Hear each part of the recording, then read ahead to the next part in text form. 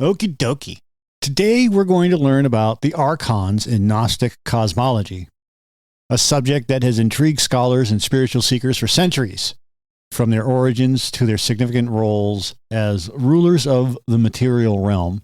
These powerful entities are central to understanding Gnostic thought. We're going to look at their roles, the reasons behind their specific numbers, and their symbolic meanings within this ancient tradition. So, here we go. At the heart of Gnostic cosmology lies the concept of Archons, a term seated with significance and authority. They originate from the ancient Greek word meaning ruler or lord. Archons are pivotal in the Gnostic narrative as dominant forces of the material world. These entities are not just ordinary rulers, they are considered the powerful extensions of the Demiurge, the architect and creator of the physical universe in Gnostic belief. In this belief system, the material world is viewed as separate and distinct from the spiritual realm. This divergence is crucial to understanding the position of Archons within Gnostic thought. Unlike benevolent deities that might govern the fairness of morality, Archons are seen as emanations of a lesser divine being, the Demiurge, who himself is often portrayed as ignorant of the transcendent God beyond material existence.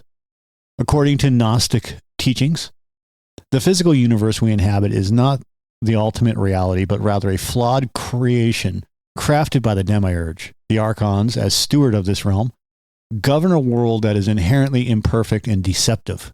Their authority is absolute, where they oversee the cosmos with a grip that is both tight and calculating. By exerting control over the material aspects of creation, they not only rule, but also embody the very limitations and boundaries of the physical world, standing in stark contrast to the boundless and pure nature of the spiritual domain.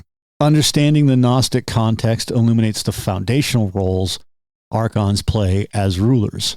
They are the bridge between the flawed material existence and the unseen, unreachable facets of the divine.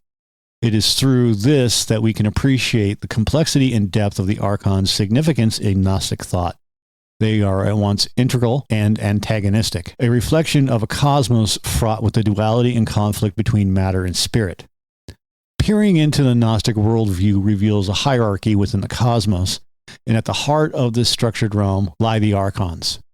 Often depicted as the steadfast servants of a lesser god, known as the Demiurge, intriguingly, this Demiurge is not a benevolent creator deity, but rather a craftsman of the material world, often associated with limitation and error.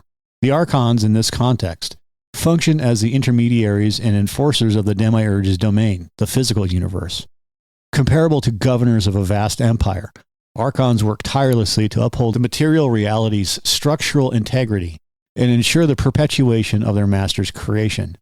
This includes the supervision of celestial bodies, monitoring the unfolding of time, and overseeing the natural laws that govern our dense, tangible existence. Their servitude to the Demiurge is absolute, bound by the very essence of their being. They are not merely lackeys performing menial tasks, but are imbued with significant authority and power, assigned to them by the Demiurge to carry out complex administrative duties. It's through their meticulous oversight that the cosmos operates with the precision of a clockwork mechanism, reflecting the will of their master, but it's a flawed and imitative will, as suggested by Gnostic teachings. Such a cosmic bureaucracy highlights an unique aspect of Gnostic beliefs. The spiritual realm is entangled in an ongoing cosmic struggle where the material plane is not the benign creation of an all-loving God, but a domain wrought under the watchful eyes of the Archons, gatekeepers of a reality that is both a marvel and a prison, depending on one's spiritual insight. The Archons embody the dual nature of their labor. They maintain order in the material world we navigate daily, and simultaneously, they bind us to a world that Gnostics believe is merely a shadow of a more profound spiritual reality that lies hidden from the unenlightened soul. To Gnostic spirituality, numbers carry more than just a way to countermeasure. They embody symbolic and mystical significance. The particular numbers associated with Archons are not arbitrary, but hold profound meaning within their cosmology. Often we encounter 7 or 12 Archons, each figure woven into a fabric of symbolic representation connected to the cosmos. Let's take, for example, the number 7. This number frequently emerges in various traditions and cultures as possessing a special kind of resonance. In the context of Gnosticism, 7 Archons align with the 7 classical planets of antiquity: the Moon, Mercury, Venus, Sun, Mars, Jupiter, Saturn. These celestial bodies were thought to have direct influence on life here on Earth. The 7 Archons could be seen as embodiments of these planetary powers, each wielding control over different aspects of existence, from emotion and intellect to authority and aggression. The other thing that you may want to check out, if you haven't had a chance to, is the videos I did on the Olympian spirits, which also coincide with the Archon thing. It's kind of neat and unintended. Now, consider the number 12. In many Gnostic sects, 12 Archons signify a fullness in the heavens, like the 12 zodiac signs that govern the astrological influences upon the world. Each Archon in this context may govern a sign, which plays into the ideas of fate and destiny that were widely believed to be dictated by the stars. This association underlines the believed omnipresence of Archons encircling the earthly realm and exerting their rule even in the vast expanse of the night sky. The numbers of Archons draw attention to the layered nature of the universe as seen by the Gnostics. It wasn't just about the figures themselves. Like an architect's plan for structure, the numbers revealed a meticulous, ordered system, a system that was believed to be designed to keep humanity entangled within the material world. Each Archon, a custodian of the cosmic order, holds the keys to different aspects of the prison of flesh and matter. The Archons are not just a countable entity, but a schematic design, a map of the cosmic order that underscores the Gnostic narrative, a narrative that speaks of an intricate interplay between the material and the spiritual, the terrestrial and the celestial. In the realm of Gnostic beliefs, Archons are not merely rulers of the material plane, they also stand as mighty obstacles to spiritual enlightenment. Central to the purpose is to hinder the soul's ascension to the higher, more profound spiritual dimensions. The Gnostics understood that our journey to these spiritual realms is fraught with challenges, and Archons function as the gatekeepers, the guardians at the gates to the divine. Imagine a soul eager to break free from the chains of the physical world, striving to reach the eternal wisdom of the pleroma, that ultimate state of spiritual completeness. But as it ascends, it encounters the Archons, formidable entities that test its resolve, seeking to mislead and confuse. They are the custodians of an intricate spiritual bureaucracy, their very existence woven into the cosmic framework to ensure that ascending souls are genuinely worth entering the higher planes of existence. Their methods are many. Some say they spin illusions, crafting intricate deceptions that can lead a soul astray, entangling it further into the material snare. Others believe they interrogate the soul, challenging it to demonstrate knowledge, purity, and the unwavering intent needed to pass beyond the material realm. Consider these Archons as metaphorical toll booth operators on the cosmic expressway, asking each traveler not for coins, but for tokens of spiritual currency, wisdom, detachment, and a clear understanding of one's divine spark.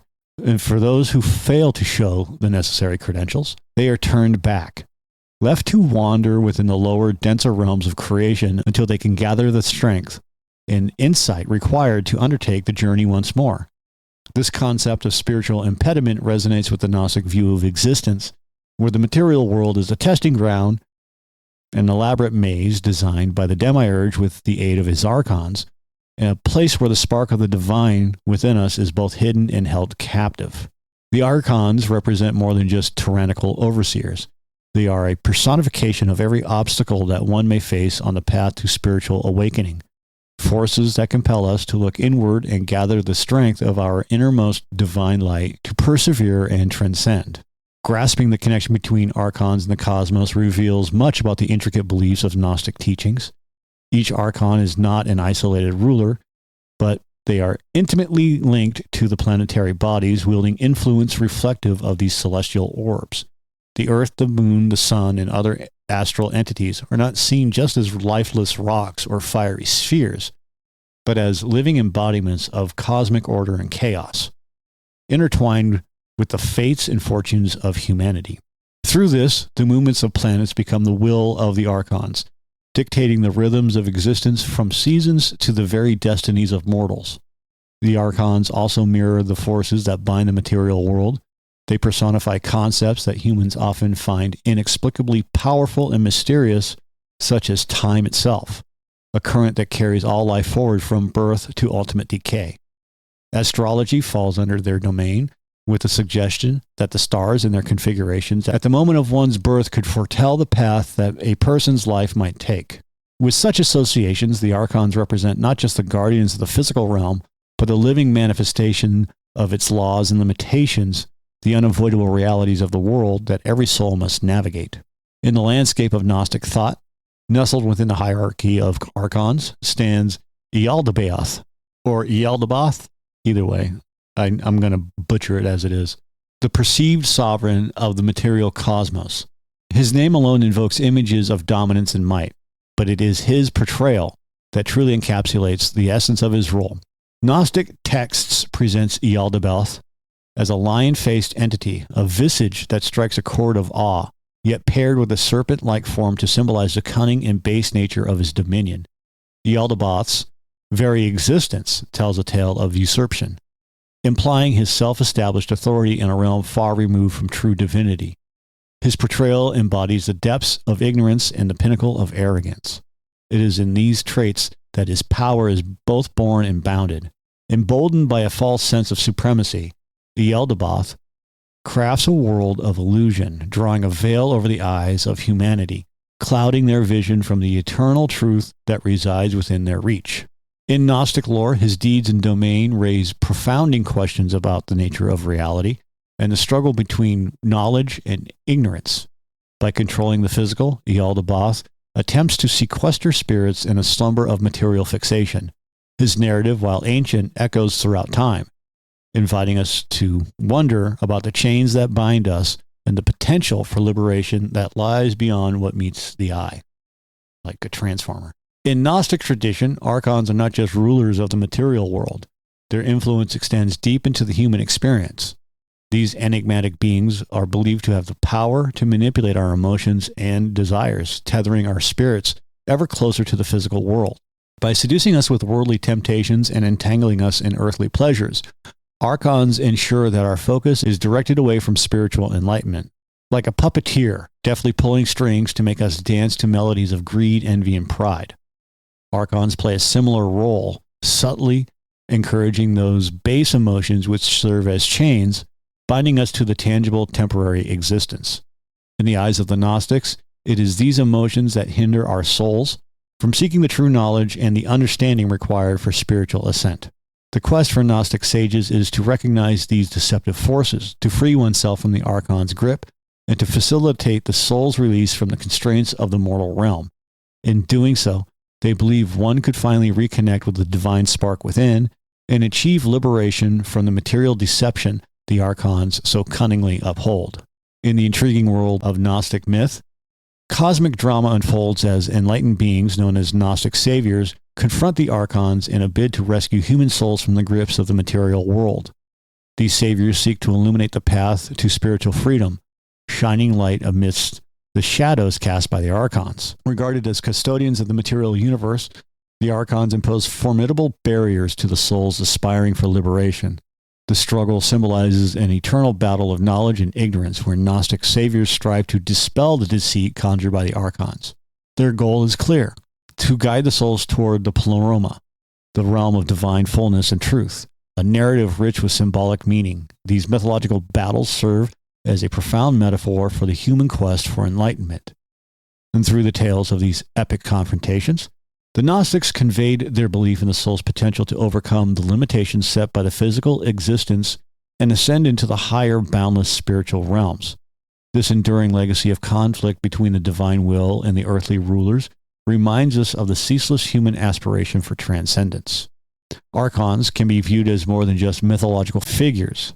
They offer a valuable allegory for contemporary systems of control that we encounter in our daily lives. These systems, whether they're political, social, or even technological, exert a certain level of influence and authority over us, much like the Archons did over the material world in Gnostic beliefs. This parallel allows us to reflect on the ways that modern institutions might limit our perceptions and keep us tethered to certain ideologies or behavioral norms. Through this, the Archons symbolize any force that seeks to dominate or restrict the human spirit in its quest for knowledge, freedom, and self-realization. As such, They serve as a powerful metaphor for recognizing and challenging the various forms of control that can shape our lives, encouraging us to seek our own spiritual and intellectual liberation. All right, that's all I got for today. Thanks for listening. If you like it, hit that subscribe button for us. If you don't like it, that's okay too. Other than that, have a great day.